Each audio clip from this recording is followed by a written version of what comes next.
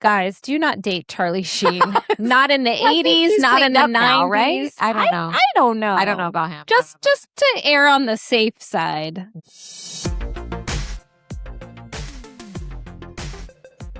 Hello, and welcome back to Generation in Between, a Xennial podcast where we remember, revisit, and sometimes relearn, and this week, rewatch all kinds of things from being 80s kids and 90s teens. My name is Danny. Hi, I'm Katie. And today we're pumped because this is the last movie in our Xennial Girl Summer. Yes. Last one. And it's one that is pretty fun for a lot of reasons. And it's Space Camp, the 1986 sci-fi adventure film. Is it sci-fi? Yeah, it's considered sci-fi. Huh. Yeah, which Okay. I thought was weird because I'm like, it's space, but Yeah, and it's like real people, but maybe with the robot being part of guess, it, maybe. yeah. I don't know. yeah, and it's kind of fun because it fictionally takes place here on the Space Coast. Yep. Even though that's not where they filmed it. They filmed it somewhere else, but and Katie had never seen it. Never seen it. And you actually can't find it on any of the major streaming. Yeah, okay. So fun story. Patrick, you're going to be so excited. And somebody else besides Patrick told us about this a long time ago. It was a Dawson's Creek listener. Yeah, somebody, and I can't remember who it was, but I Uh-uh. remember Patrick told us about this a long time ago. And then another listener told us, and y'all know we'd be forgetting stuff. So I was searching for Space Camp and how to watch it. And I Googled like how to stream Space Camp because it's nowhere to be found. And this website, archive.org, popped up. And it's amazing. It's like a library of all kinds of old media that you just Google and you watch it. Is that where you watched it? That's where I watched it. So you can watch it for free. I mean, the quality is meh, but it was YouTube. Yeah, that's what I say. It was just like watching it on YouTube. Yeah. Yeah. So anyway, archive.org, you can go there and find, I wonder if we can find my so-called life there, but I feel like we'll be able to stream that. I don't know. We'll look. We'll see. But anyway, so you'd never seen it. Never seen it. I'm excited to talk about it. Me too. Lots of famous people in this. Oh my gosh, so many. So we're just going to jump right in because we don't have a lot of buildup to get into this.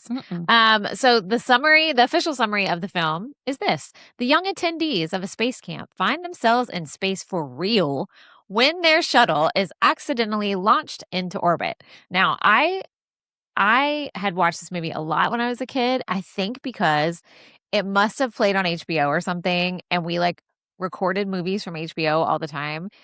And there were some that we would just watch, and this was one. And so I could not remember for the life of me how they accidentally end up in space. Yeah. And it was just as preposterous as I hoped. Yes. I hadn't seen it, but I was wondering that too. I just assumed maybe they hit the wrong button or something, but it's more complicated than that. It is more complicated than that. It is way more complicated. So I'm just going to tell you a little bit about the film. We'll go into some of the cast. I didn't do everybody in the cast. I just did like the big name people.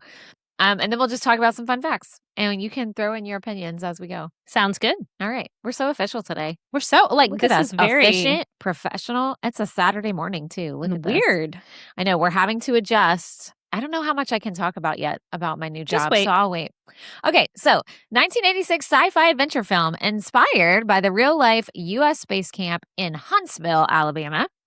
It was directed by a man named Harry Weiner. He also directed some episodes for Dawson's Creek, Party 5, and the TV show Alias. So lots of Xennial credits under his belt. Wow. The story was written by Patrick Bailey and Larry B. Williams. The screenplay was by Clifford Green. For some reason, identifies as W.W. Wickett in the credits. Don't know. Guess That's his, strange. I know. Okay. Also, Casey T. Mitchell helped write that screenplay. The score was by John Williams. Yes. I noticed that almost immediately. Who is like composer icon of the 80s, 90s, and today. Star Wars, Indiana Jones, Harry Potter, E.T., Close Encounters of the Third Kind, Jurassic Park, and also Steven Spielberg apparently loves him. So anyway, NASA actually approved the script for this movie. Really? Even though it involves a colossal screw up on the launch pad of their staff. And maybe you're going to get into this, but I looked up the timing of the Challenger. Okay, so let's talk about that now. Okay. So when this film was released in 1986, it was a marketing nightmare. because it was released less than 5 months after the Challenger disaster, which happened January 28th, 1986. For those of you who are young people out there I'm sure you learned about this in history class. I was in first grade at the time, and I can't remember if I was watching it on TV, because remember, that was a big deal. Yeah. Or if I just, like, Troy and I were talking about that. I was like, do you remember watching it? He's like, I can't remember if I was watching it or if I've just heard so many people's stories. Yes. Like that Mandela effect. Mandela effect, yeah. I know, my sister's 7 years older. She remembers it, like watching that disaster take place. And a lot of people of our generation have a lot of trauma. Of course. Watching that as a small child. Just like 9/11, for kids who saw that on TV. Anyway, so the filming, though, of this movie was completed long before the disaster happened. They filmed it in the summer of 85. Okay. So long before it happened, but it takes a while before you release a movie. Right. So some people thought the movie was kind of capitalizing on the shuttle tragedy and should have never been released, but people associated with Space Camp disagreed. They said they took extra care and took extra steps to avoid any appearance of exploitation of a tragedy, which I don't know. Yes, I understand that everybody was very sensitive to everybody's views of the space industry changed, I think, when that happened. It's dangerous. It's a dangerous thing, and it's hard, and there's a lot of variables that can go wrong. So I don't know that this, there was the one scene that kind of made me cringe a little when they are still on the ground and they're simulating, and the teacher is yelling at the guy who is the captain. And she's like, you just disintegrated on re-entry. Correct. It's your fault. You right. Just killed all these people. And I thought, yikes. That's what made me look it up. That's true. Because it's sort of blaming a staff person. I know. When we know, and I don't know how quickly we learned that it was not a personnel issue with that. But I thought that scene probably could have been rewritten or taken out specifically. Yeah. So, anyway, it did not do well for those reasons when it came out. It only grossed, it said it grossed less than 10 million at the US box office. And what's interesting, had it released a year earlier, I bet it would have been a different story. I know. And NASA approved the script long before this happened. Of course. And it was too late. The film was already made. Yeah. They probably should have just delayed, and they didn't. Because capitalist economy, that's just the way it is. Later on, the script, you know how sometimes they'll take movie scripts and they adapt it into novels? They did that with this, and they did change things in the story. They had references to the Challenger disaster, and some of the kids' decisions to actually attend space camp was because of that. They wanted to learn more about it. So I will say they took steps then, but I think they probably handled it pretty poorly, in my opinion. And I feel like I know they already long before had wrapped production, but not referencing that at all in the film. I feel like maybe spend a little more and shoot a few more scenes where they're talking about it and it's acknowledged. I think that would go a long way. Agreed. But to just sort of it feels kind of tone deaf, especially soon. Yeah. To just be here's a movie about space and we don't talk about that at all. Yeah. I feel like, didn't that happen after 9/11 with a few movies? And it was that's too soon. Yeah, there were a few that never came out, or they just came out later. They held on to them, which was smart. I know. So critic Roger Ebert gave it a 1.5 star rating. Woo, okay. And he said, our thoughts about the space shuttle will never be the same again, and our memories are so painful that space camp is doomed even before it begins. Kind of agreed with him on that. Yeah. Anyway, it did do better later. It was a flop at the box office, but when it came out on VHS and stuff, it did much better. Makes sense. And that's kind of how people got to know it, because it had been enough time. And things back then took longer than they do now, because everything's digital. So everything is faster. But anyway, so let's talk about the filming a little bit. The movie was partially filmed at the U.S. Space and Rocket Center in Huntsville, Alabama. That is home to the first and last remaining space camp program.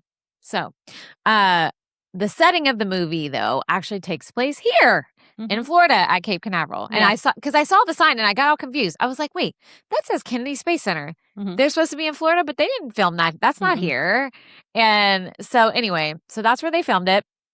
The interior of the space shuttle Atlantis in the movie was actually filmed in the Atlantis simulator there. So It was real. It wasn't like a set. It was their simulator. This was interesting, and I had to look up what this word meant. You'll probably know. It said the space shuttle set, they were like anti-gravity, like they were gravityless. And it said they put it on top of a gimbal in order to effectively simulate weightlessness. So a gimbal, everyone, do you know what that is? No idea. Well, I'm going to tell you. It is a pivoted support mechanism that allows an object to rotate independently of its base, keeping it perfectly balanced and level. Okay. So you've seen that probably with cameras, it keeps it whatever. And this was just that on a bigger form. Okay. And I've seen that with like videos and stuff, how they have something on like a stand, where they're like climbing on the ceiling and shit like that. Oh, yeah. So, so they really were weightless. They weren't like in chains. What? I've never been to space camp, but they weren't in like wires. Yeah, okay. Like Mission Impossible, like where he's on the thing. So they were filming them being weightless. That would be fun as an actor. Right? That'd be really cool. I think I'd freak out, but Me too. Yeah, we would pass out in the air. In the air. They have to like fish us out with a hook, like pull us back. Like that poor lady in space just passed out. Yeah. And that 12-year-old pulling her in. Come on. I know. Come on. All right. So let's talk some about the cast. So we'll start with Kate Capshaw. She played Andy Bergstrom. She was the female astronaut and the camp instructor. A little bit about her. I just did a little bit about each person because, research be a lot, guys. It's a lot. So you know who her famous husband is? This is a fun quiz. I know. Steven Spielberg. Yeah. Nicely done. Took me a second, but yes. She actually met him while she was filming Indiana Jones and the Temple of Doom in 1984. She was picked out of 120 other actresses to be in that movie for that role. But that's where she met him, and then they fell in love and got married. And I thought this was interesting. When she got married, she converted to Judaism. Okay. Because of him. And I thought, well, that's nice. I don't know. This is interesting to know. So some other Xennial things you might know her from. I mean, there's lots of things, but her big break, her big acting gig was on the TV crime soap opera, The Edge of the Night. Oh, my grandma used to watch this. She was on it for 32 episodes. So it was her first big gig after moving to New York City to pursue acting. We'll talk about how she got there in a second. You know what I forgot she was in? She was in How to Make an American Quilt in 1995. Yeah. And when you go to IMDb, that's the clip. You know how they show like clips? That's the clip they show. Huh. And because I was like, she's in a movie with Ellen? And then I was like, oh, yeah. Anyway, she had some other stuff too, but nothing. I thought she was in way more stuff than she was. Because I was like looking, she's been in things, but I was like, oh, but it's not as many things as I thought. So she actually was a former Ford model, which she's gorgeous. I know, she's gorgeous and tall. She actually got a BA in history education and an MA in special education from the University of Missouri. So she's a Midwestern gal. She actually did teach for a while at Rockbridge High School, and then she decided to leave teaching to pursue acting. What a turn. Had she done acting before that? I don't know. You don't know. Wow. It's just, I don't, okay. I was like, wow, probably, that's crazy. Maybe she like just did it like growing up and just started her career and changed her mind. We know how that be. Oh, yeah. Like, you gotta just pay the bills. So, and then you're like, well, this is actually terrible and I want to go try something else. I'll go give it a go. And it apparently worked for her. So, I mean, she married like the most famous director. I mean, and then independently was successful. Correct. But I mean, but yeah, she was in Indiana Jones, obviously. I was like, that's what a lot of people know her from. And that's as soon as Troy saw her, he goes, oh, Indiana Jones. So I was like, yeah. Okay. And then we have the man who played her husband, Tom Skerritt. He played Zach Bergstrom. He was the male astronaut camp instructor. He's what they called a flown astronaut. Yeah. Yeah. His story is interesting too. He was first noticed in a UCLA production of The Rainmaker. before he made his movie debut in a movie called War Hunt in 1962. And I was like, is that the right year? But I guess so. But he spent the next decade after that in TV before he moved on to movies. Some other Xennial stuff you know him from. He was in Alien in 1979. He was in Top Gun, of course. I immediately thought of Top Troy Gun. too. You know what I thought of? Huh. Steel Magnolias. Yeah. He plays drum in Steel Magnolias. He was really good in that one. Yeah, Top Gun in 1986, Steel Magnolias 1989. He also won an Emmy for his role in the TV show Picket Fences. I don't know if you remember that show. I do remember that show. Okay. Yep, 1992. I like him. He's a good actor. I like seeing him and stuff. I was like, a Picket Fences? Okay, I like him. Tom Skerritt. This was a funny fact I found out. He actually modeled for Guess Jeans in the late 80s, early 90s. Okay. So he was a little older, but they liked his like kind of all-American gruff look appearance. I did not know he did that. I mean, he played like an Air Force commander and a flown astronaut. I know. So like, there you go. How much more aspirational can you get? Remember that when Guess Jeans models were like the thing to be? Calvin Klein, like you made it. You made it as a model if you were doing that. He also was in the Air Force. Oh, okay. And he is co-founder of a charity called the Red Badge Project, and that helps veterans who suffer from PTSD. So he's been doing good in the world. Good job. See, I told you I liked him. Okay, you're right. He's got good things. Keep liking him. Then we're going to move on to Tate Donovan, who played Kevin Donaldson. Oh, yes. This was the arrogant and selfish teen. Blonde. Who got assigned the role of commander to teach him responsibility. Now come on. That doesn't make no sense. To be fair, they didn't know he was actually going to have to be in space. I know. But yeah. And then like the reason at the end that she gives the girl, I can't remember her name, the instructor gives Leah Thompson. Catherine. I don't know how I forgot that. Kevin and Catherine. Is that she wanted her to have to work harder for it. Because I know. That's what she was going to have to work do. Harder. I was like, anyway, go on. Stupid. Tell me about this man. Okay, so Tate Donovan, he started acting in his teens. He was in, like a lot of people in the 80s, was in a lot of made-for-TV movies at first. Some other things you know him Xennial-wise is Memphis Belle, 1990. He was the lead guy in Love Potion number 9 in 1992. He was the voice of Hercules.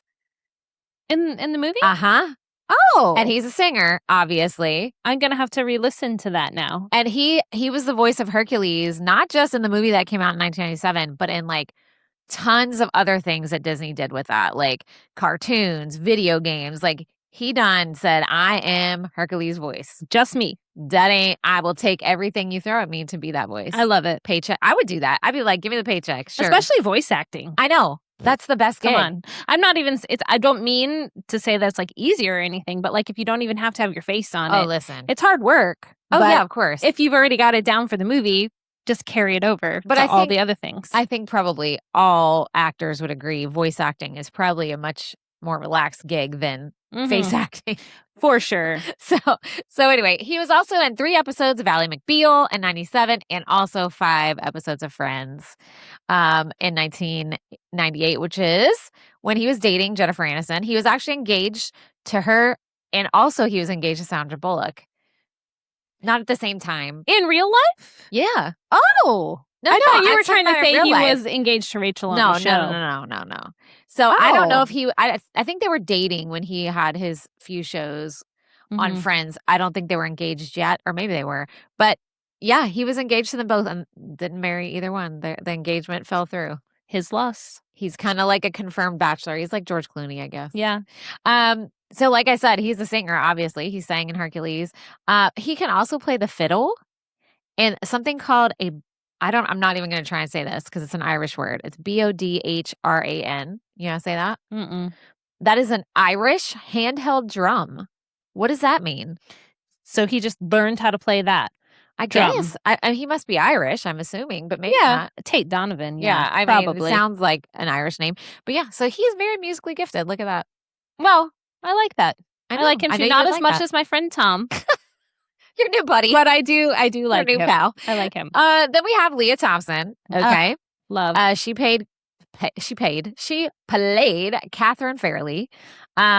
She's the one who like idolizes Andy, the female astronaut. She wants to be the first female shuttle commander, but boo, she got assigned the pilot role. Did not want that. She wants to be the boss. I understand. I get it.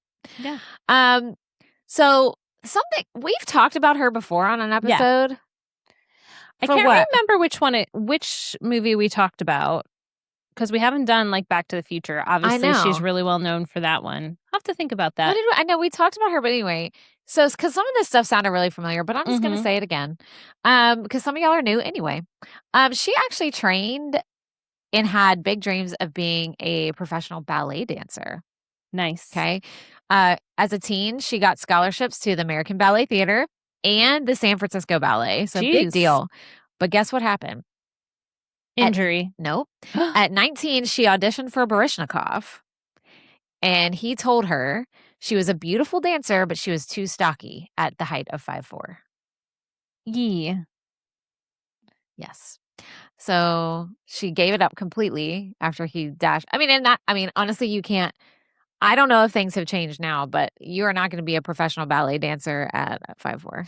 Yeah. I mean, it sounds sort of like a jerky thing to say, particularly if he said it like that. But if she wasn't ever going to make it in the industry, if everyone had similar views and maybe still do, maybe it's a kind of a shitty blessing in disguise. I know. Because, I mean, obviously we know she went on to do some pretty awesome stuff. Yeah, of course. I was like, I understand how that I was not a trained ballet dancer, but I know how it feels to be short and stocky. And I don't even think she's stocky.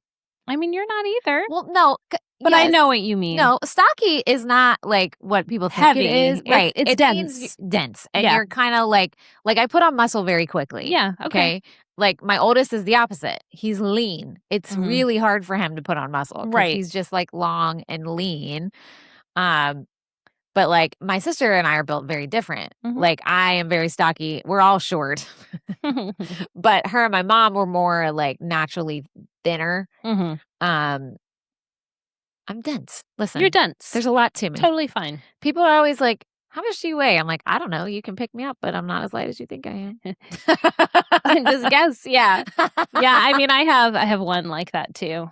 Well, two, but one that's like everyone assumes is super light, but is very dense, very strong. Yeah.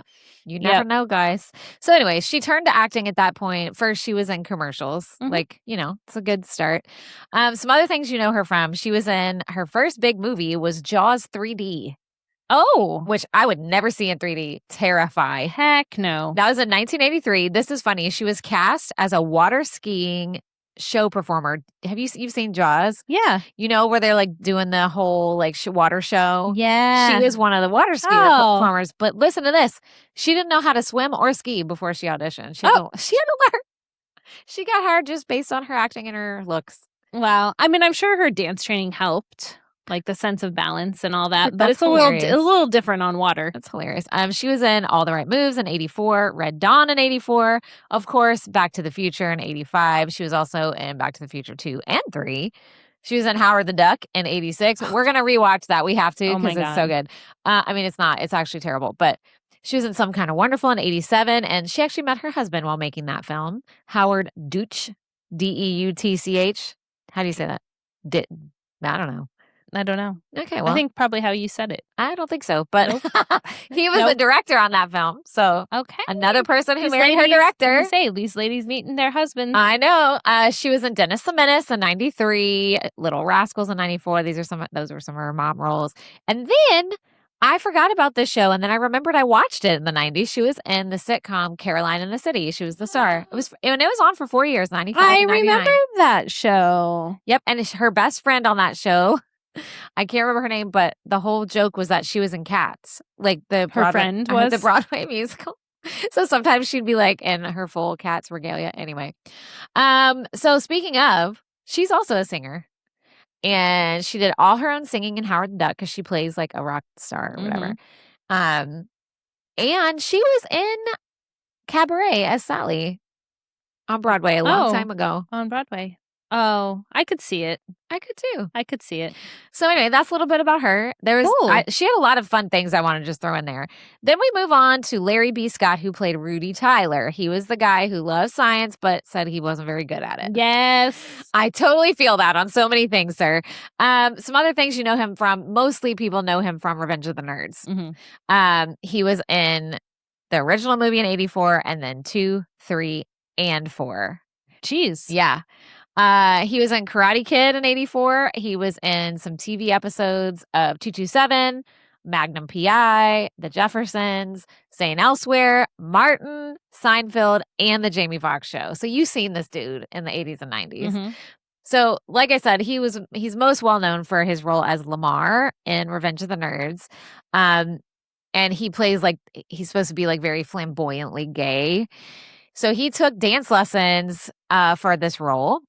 And he is kind of remembered for a couple of things from those movies.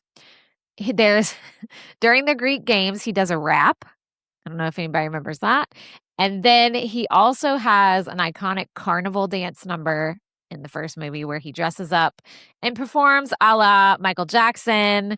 And that completely wins over Ewan Jefferson to get the fraternity chartered. So he saved the day with his dance moves in that movie.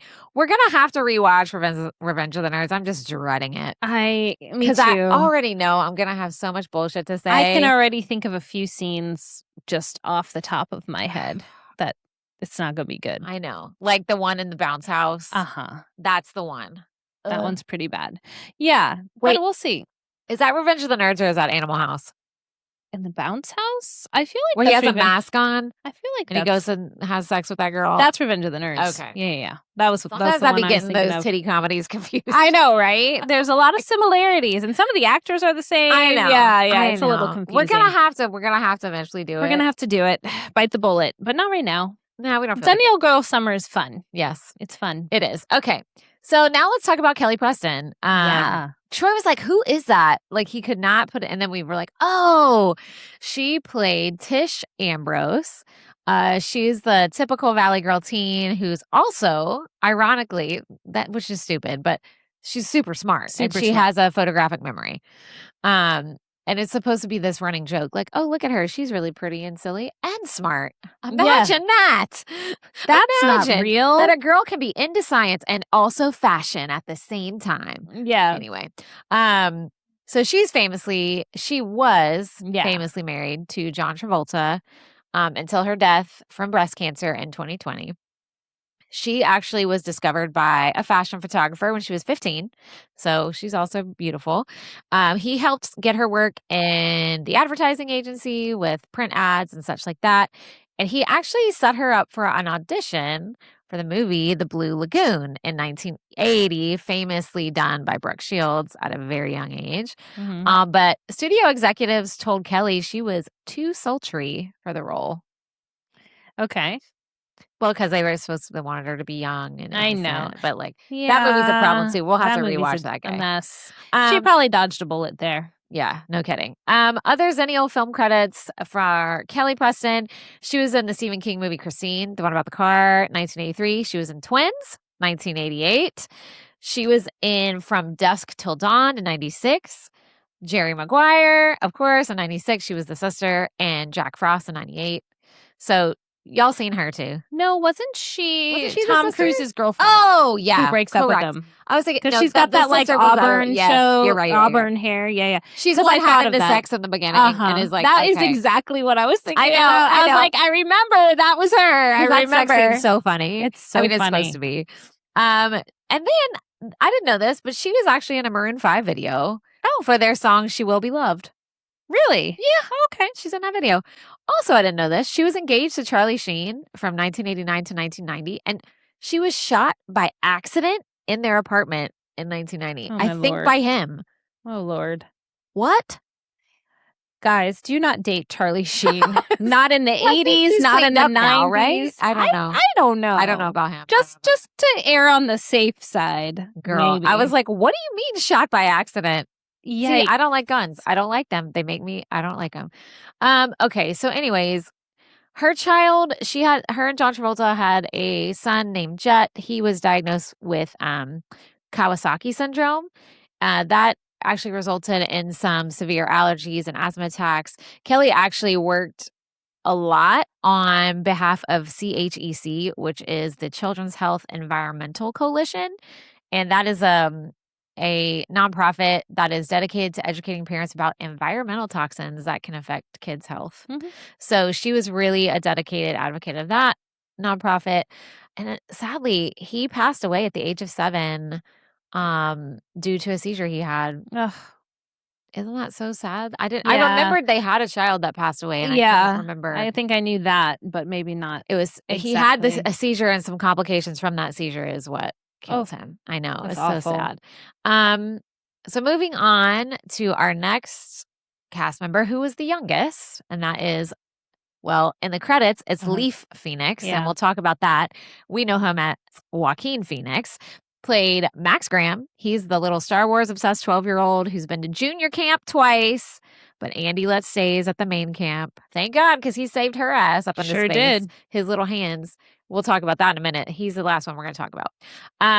This was his feature film debut. Do you know who he reminds me of as Cooper? Yeah. I was like, he'd be looking like Cooper. He does look like Cooper. Yeah. As a young kid, and like his little, I don't know. I was like, oh, that looks like... It was fun to see little baby Joaquin. I know. He's so weird, but he's such a good actor. He is such a good actor. Now, listen. Now, his family, I was I know. say, when I tell you about his family, I know a little bit about his family, so yeah. Oh, let me correct. They're not crazy. I say they're not crazy. They just, they think outside the box for sure.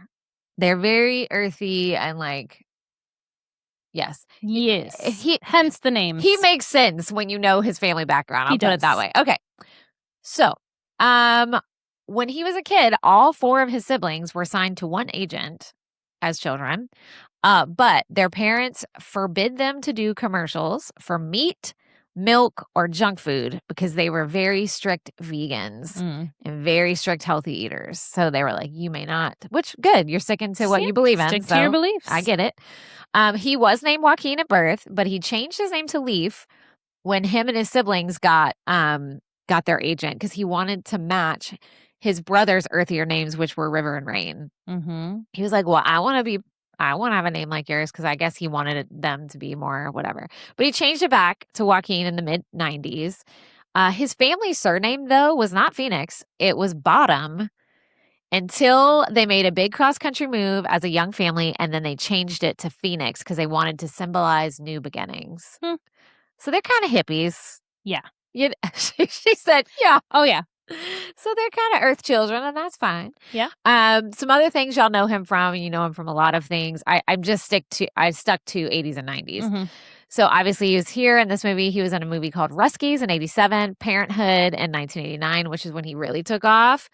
Have you watched that movie? Parenthood, long time ago. I was like, you're looking at me like you don't know that movie. No, I know that movie. Okay. He was in To Die For, Nicole Kidman in 95. That one's fucked up because that's where she's a teacher and he's her student. Do you remember this movie? I don't think I ever saw it. And he like is totally in love with her. And well, I'm just gonna tell y'all the whole plot now because it's crazy. Go. It's such a 90s thing. And she kind of convinces them to kill her husband, but it goes wrong or something. I don't know. Fucked up. Anyway, he was also in Inventing the Abbotts in 97 and then Gladiator in 2000. Yeah. So that's just some of them. And obviously he's still working and doing all kinds of things. Did tons of stuff. Tons of stuff. Infamously, unfortunately, he was the one who made the 911 call when his brother River overdosed at the nightclub, the Viper Room in 93, which was owned by Johnny Depp. Do you remember this? I remember this very clearly. Sadly, that call of him calling 911 was broadcast like everywhere. They played it on the radio. It was all over the world. And that is just, one of the worst times of your life, just played over and over for the public is just yuck. Anyway, he also, another thing I had to throw in, he's a singer too. He did all his own vocals when he played Johnny Cash and Walk the Line, which is so impressive, especially because Johnny Cash has such a unique voice. Man, did he do a good job. He did such a good job.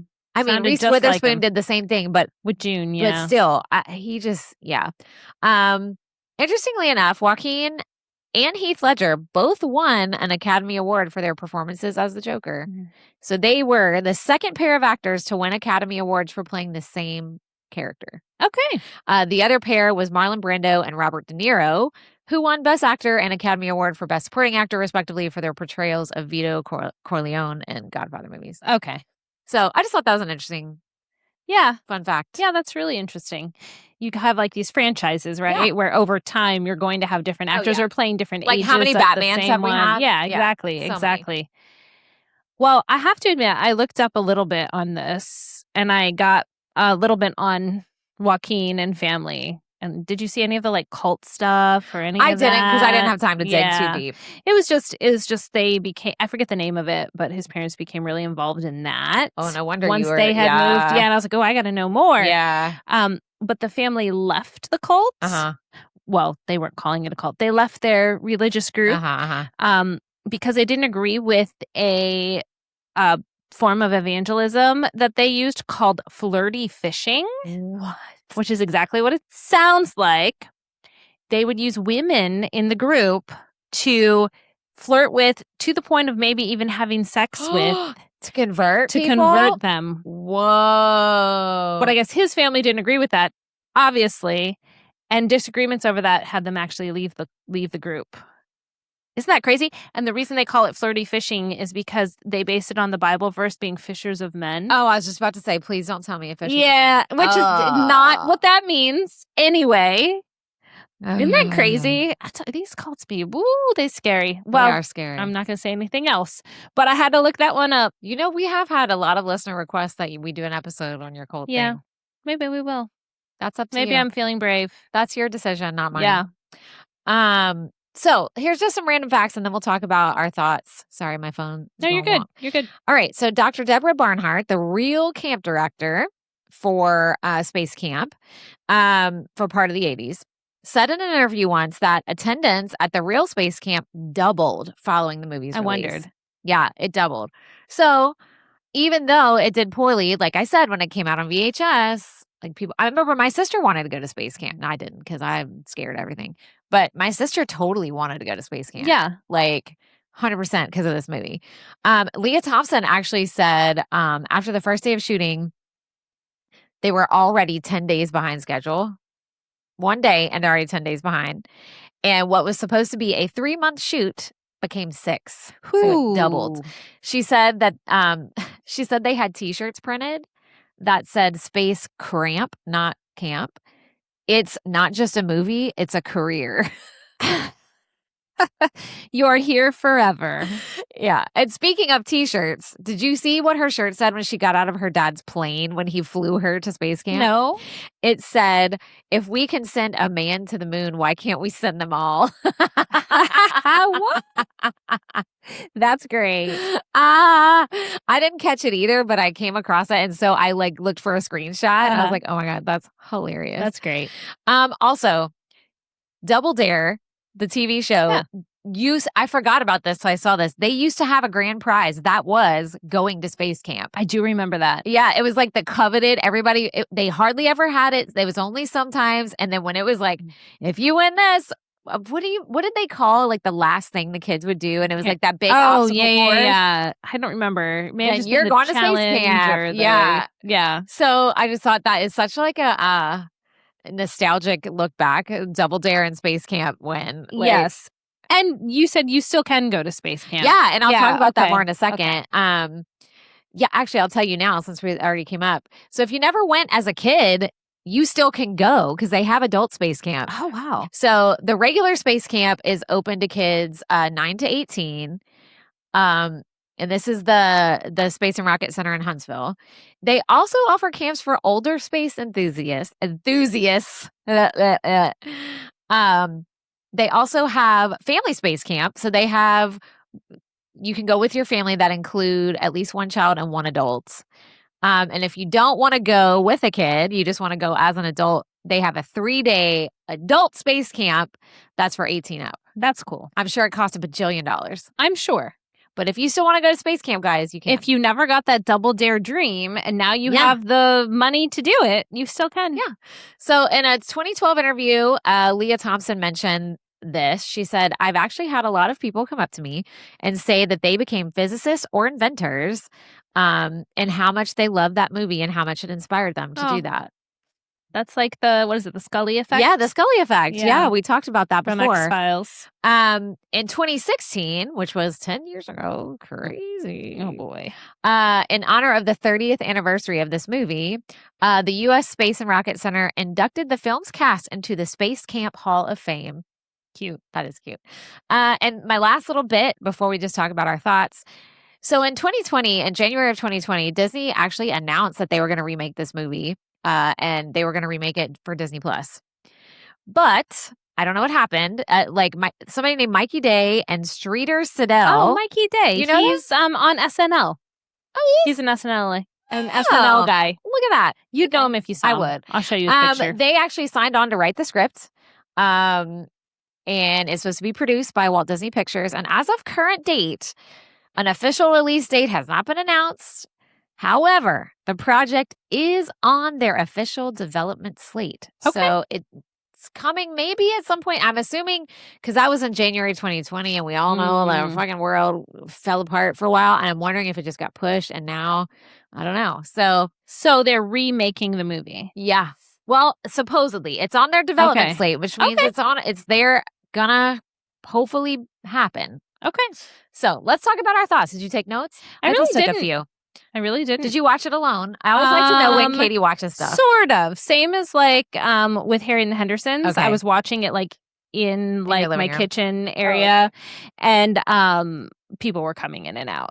So my husband was actually looking up stuff because that's what he does as we were going. I think he must have seen it because he was like, "Oh yeah, that's the one with the kid and the robot launches him." And I was like, "No, I don't think it's a robot." He's like, "No, I think it is." No, and then right. I started watching it and I was like, "Oh, you're right." And then he likes Leah Thompson. He's like, "Oh, I had the biggest crush on her." Oh, they all did. Everybody did. And then Amelia walked through and she's like, "How do I know her?" I'm like, "Back to the Future." She's like, "Oh yeah, Back to the Future." Yeah. So like people were stopping and kind of watching with me, and then But you watched it at a normal time. Yeah, I watched it at normal. Well, it's Thursday evening. Yeah. Yeah, that's normal. Yeah, that's normal. Normal for me? No.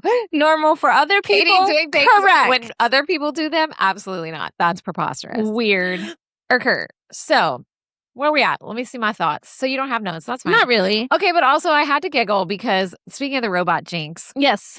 like this kid just be like stealing a NASA robot. And everybody knows the robot's in his locker and no one says anything. And also they're not missing the robot because it's But a couple also- days that go by. Isn't that just the 80s though? It is. Like I mean, there was no yeah. security I'm sure probably at NASA there was. Yeah, That was probably a reach. But like I was sitting there we were laughing about that and I was like, but there was not what we have now. Like we forget We do. how things were kind of. This is why That like nobody was looking I know. for the robot. I That know. part I thought was and weird. also the kid was just like wandering around the space center. That's crazy. How'd he get in there? How'd he get in there? Anyway, let's see. I wrote that the clothes were great. They were really good. I loved it. Kelly Preston's hair. I know, and her like, glitter on her face. Oh my god, so good. It was great. And I wrote the 80s tech and then the 80s robots. That was just it was like early AI stuff. Mhm. And it was just so funny to see. Actually, my husband looked this up because then I was like, Danny is researching this one. No, He go was ahead, like, Brant. So he looked up the voice actor for the robot. Oh yeah, I looked him up. Yeah, that's okay. Yeah, I don't remember his name or anything, so this is not going to be super helpful to you listeners. But something about he's like such a successful voice actor even today love that. that in 2024, some stat he found, films that he's been a part of, like collectively just that year grossed like over, $500 million or something like that. Damn. Like that's how many things he's done. That's amazing. But I thought that was cool to hear it was a voice actor because especially that robotic sound, I know. thought, especially at that time, Was you a sound could effect. do that through sound effects. But to hear that was like someone's voice was really Yeah. cool. That's like, remember on keyboards, we still can do it on keyboards with Yeah. the sound effect. Oh yeah, I used to love that as a kid I on still our do keyboard. that here. You're like, bow, bow, bow, bow. Yeah, me too. Hire Me me. too. Hire me. You could be in films that gross over $500 million. Yeah. Okay, so this is what I wrote. The absolute ridiculousness of how they even accidentally have to launch is so funny. But it is why it was such a fun movie as a kid. Right. Because it was so outlandish. And the fact that you could accidentally go to space when you're at space camp was like, What do you mean? It's a good premise for a movie. Yes, it was. Yeah. Like all the things that would have to go like when they took them out on the flight line to go in the shuttle, Troy was like, come on, that would never happen. In fact, I'll tell you, this is how the government locks down all the things. My husband was a B-2 pilot, which I can say now, that's fine. One time I got to peek my head in that cockpit once. And then they stopped letting people do that. But you can't even stand next to it. You can't get close to it. We got to peek our heads in there one time, and that was it for like 5 seconds. And that was it. I'm not kidding. I got you. And then they stopped doing it, and that was it. Yeah. Wow. Not all planes are like that, but those are a little different. They've got secret stuff. So, okay. The plot then at that moment was they're in there just to like see what it's all about because of space camp. And something gets activated because of Jinx. Yes. And they can't turn it off and they have to launch because otherwise they're going to explode. Right. Something going on with the thermal curtain. That's the only words I remember. And so they can't reverse it, basically. Okay. There was so much science words. Yes. And like, obviously, it's a movie about space. So duh. But like, my brain does not know science things. So I don't know if anything they talked about was legit. Right. I don't know. Probably. I was like, if NASA approved the script, although they could approve fake things too, I guess. I'm sure it had some elements of truth to it. Sure. But like something with the equipment that if they stopped it, they would explode. Yes. And I think that also too was probably like not good after the Challenger tragedy. Yeah. Right. So they were like, we have to let it go. Like they couldn't, because it was already in motion. So you can't stop it. Got it. Or something would happen. Somehow Jinx was able to override the safety stuff they had, but like they would never put a bunch of kids up in there. That's so stupid. Yeah, so that's what happened. Okay. And then, so then they go, and then they have to reroute, of course. Then they're like, let's go to the space center and get the oxygen, or space station, station, yeah. Troy goes, he was so irritated because he's like, okay, if there's oxygen, why did they make it impossible to get through? Right. Like, how are you supposed to get the oxygen? Put it somewhere you can get it. He's like, that makes no sense. And I'm like, normal spacewalk. Yeah. He's like, it's impossible. The grown-ass astronaut can't get the oxygen, so why is it there? And I'm like, I never thought about that as a kid. Well, and for the plot, it's because the kid needs to save the day. Right. But then, like, the whole purpose of it being there, how are they supposed to get it? Yeah. Oh, no, They never say that. That was so funny. They never say. I liked the hair they put on Kate Capshaw, too, because it was very, like, the lady astronauts of the time looked like that. Like, she's a blonde, I think, in real life. Yeah. And they, gave her probably a wig. I don't know if she's a blonde in real life or she's brunette. Carrie's it blonde, but yeah, maybe she's not. She might be naturally brunette and maybe guys she are is. blonde. Who knows? I thought that was funny. Yeah, but the oxygen, that's a great point. It was so funny. And then they were like, they were putting Max in the suit and they're like, it's too big. And she's like, wait, I got my belt. And I was like, how long is that bitch's belt? It was like all over that fucking kid. And I'm like, her waist is like this big. And you're telling me that belt is the one they gave her? And like, I'll have to pull up a picture and like, because it was so funny to me. I was like, we're supposed to believe that's her belt. Yeah. Which wrapping around an entire spacesuit, around every limb, around everything, that was hilarious to me. It was so funny. Speaking of that, I did write this other thing down. The oxygen part, where they're like slowly running out of oxygen. That part stressed me out so bad as a kid. So bad. I remember fast forwarding it sometimes because it went on forever. It was a little long. It was very extended. The pacing right there, not great. It was so extended. Like, I was like, okay. I mean, the movie was almost 2 hours long. I know, which is long for an 80s movie. That's long for an 80s kind of campy movie. And it's a kid's movie. It's a kid's movie, yeah. Was it rated PG? Yeah. I think it was, yeah. And then, like, also another 80s thing that was funny, like, this little kid just escapes his camp. Mm-hmm. And then they're like, all right, you can stay with all these, like, 18-year-olds. That was weird, too. That was weird, 80s, too. Though. Like, like, all right. That's fine. Hang out with these grown folks over here. That's fine. I know. And again, for the plot, they needed it, right? Because if you think about it, like you said, your sister loved this movie and stuff. So yeah, teenagers were watching this movie, but that's probably not the target demographic. Yeah. It's younger. Yeah. So you want them to aspire to like what the teens are doing and how they look and their attitudes and stuff. Let's but see. also, when this came out, it was 86. Yeah. So she was would have been 12 or 13. Yeah, she's so that's about right. Yeah. Yeah, that's about right. And I think that's who they were aiming for. But I think when we had it on VHS, it was a year or so Older, later. yeah. But still, That's awesome, though.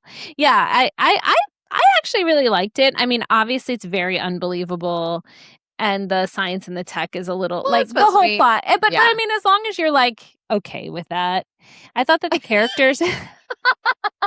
If that's you, if you like fiction. If you've ever read something untrue for the sake of it, enjoyment only, look, I write nonfiction, all right? So, but I thought it was enjoyable. I thought the characters were really likable. Yeah.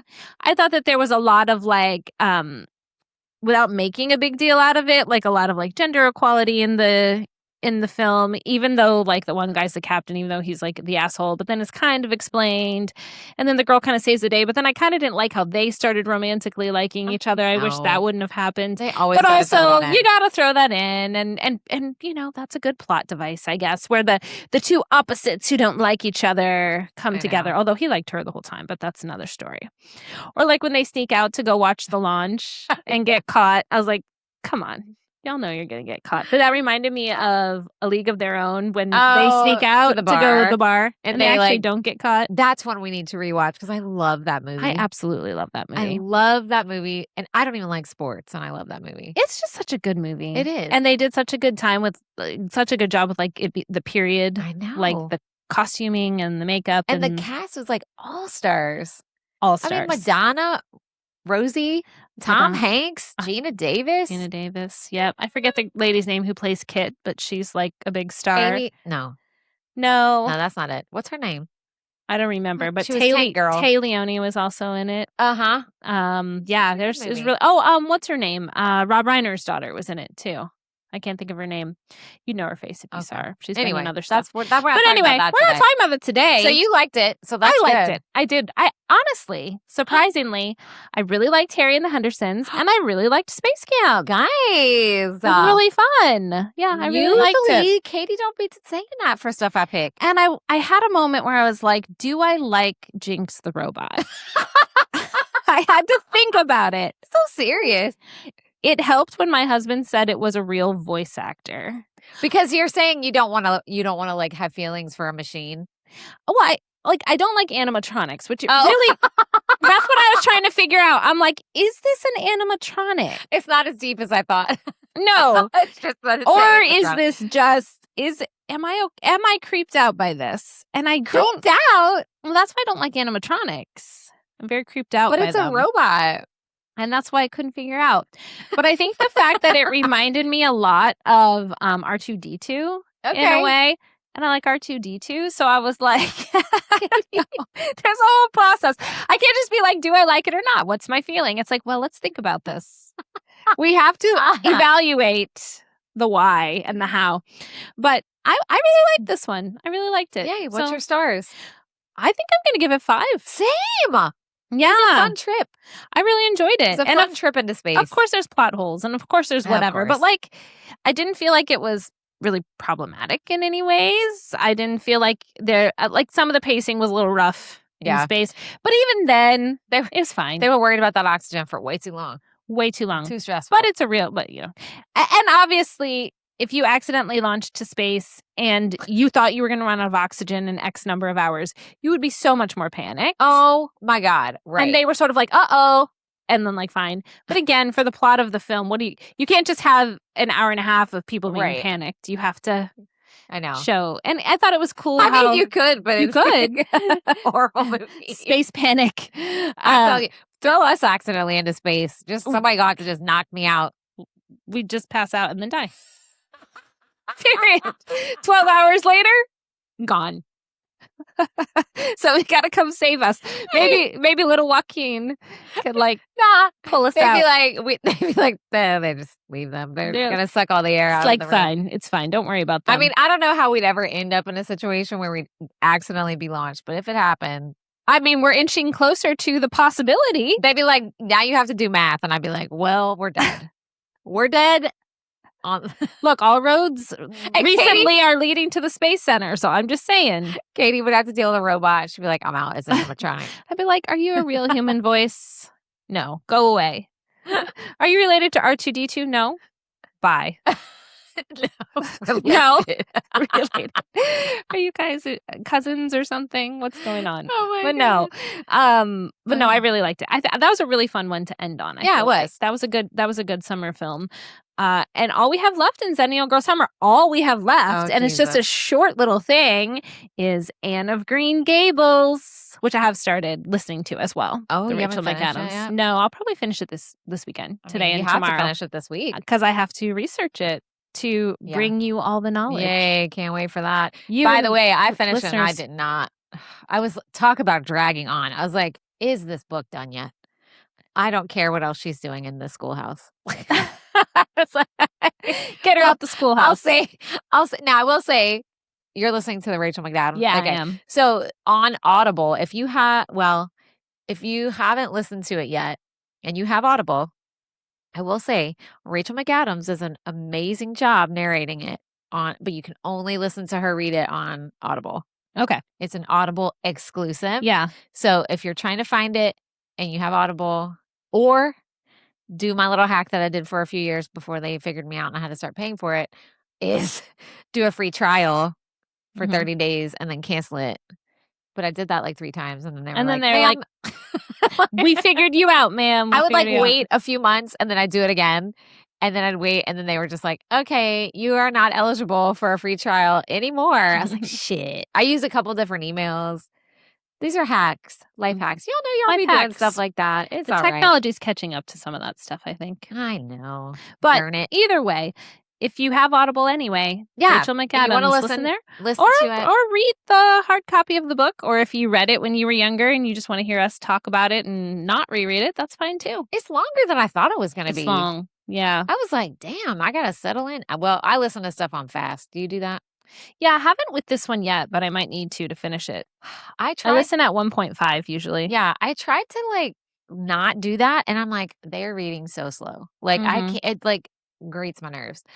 Yeah, when I listen to podcasts, I listen at normal speed because I like to hear I don't know, people's normal conversational cadence. And also usually whatever podcast I'm listening to, I'm not really on a deadline. If I don't finish it that time I'm listening to it, I listen to it the next time.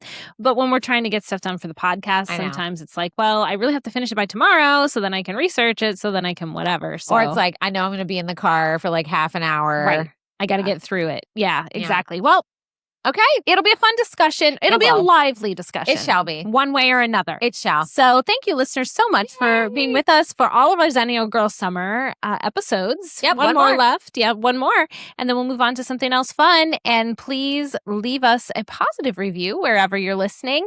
If you could do a written review, that helps as well.